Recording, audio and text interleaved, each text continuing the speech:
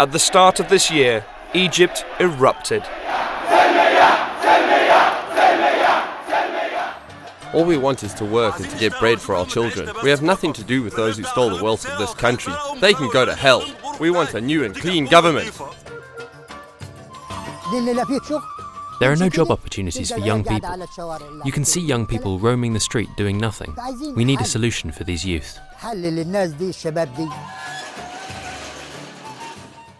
After years of poverty, underemployment, political repression and corruption, the Facebook generation of Egypt ended 30 years of rule by Hosni Mubarak.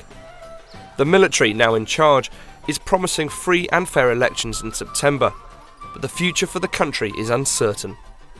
My hope is that the Egyptian army and the Egyptian people will work toward a real, not a fake democracy.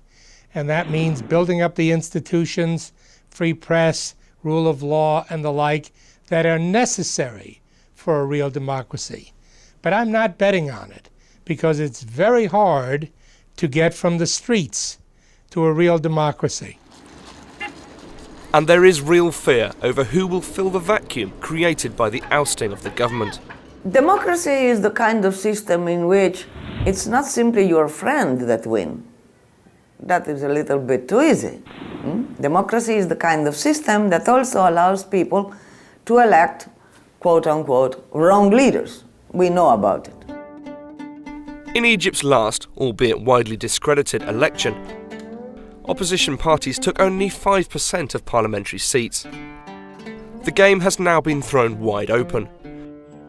But whatever form the next government takes, Egypt still faces the same deep-rooted economic problems that led to the uprising. The challenge that any government faces today in the Arab world is providing education, healthcare, jobs, housing, so that people can have a dignity of life to which they aspire.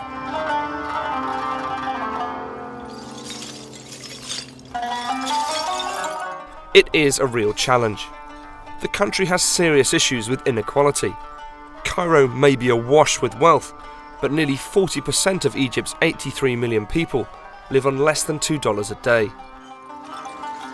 Those at the bottom, like the Zabaleen rubbish collectors, struggle both financially and socially. Someone might be passing and sees me carrying a bag of refuse. My car might be in the way. He calls me names. Garbage zabal, donkey or animal. This is what gets to us. We have an argument almost every day about this. We can't tolerate this. It's our profession. But we're not the garbage. We just clear it up. Life is toughest for the nation's youth. 2/3 of the country are under the age of 30, and of those, 90% are unemployed. The majority of the population in Egypt is under 25. And I think that the population growth, which is typical of many countries, but in Egypt was a sort of a ticking bomb. And I always thought like that, even when I was living there, because evidently you have already a high level of unemployment, plus you have 1 million new guys that enter the labor market every single year. These young people could be Egypt's greatest strength, but often lack skills. The country's largest textile manufacturer employs 7,000 people and is hungry for workers, but has been forced into educating its own people. This industry is a labor-intensive industry, and you need to maintain the qualified and the well-trained labor. We give them the training, and we select the best of them so they can work, and whoever not being selected, they work and they got the talent, and now they got the skills so they can work in different other places.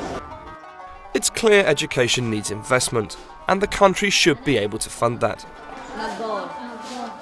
The former government did at least open the country economically. Between 2005 and 2010, there was $43 billion of FDI. Even at the height of the global recession, GDP grew at 5% annually, although there was little trickle-down to the poor. The old government, I think, economically was doing well, so I hope the new government keeps on the same track. Just we need to support each other and try to put transparency as the main target. Egypt has changed. people now demand a better life and management of national income.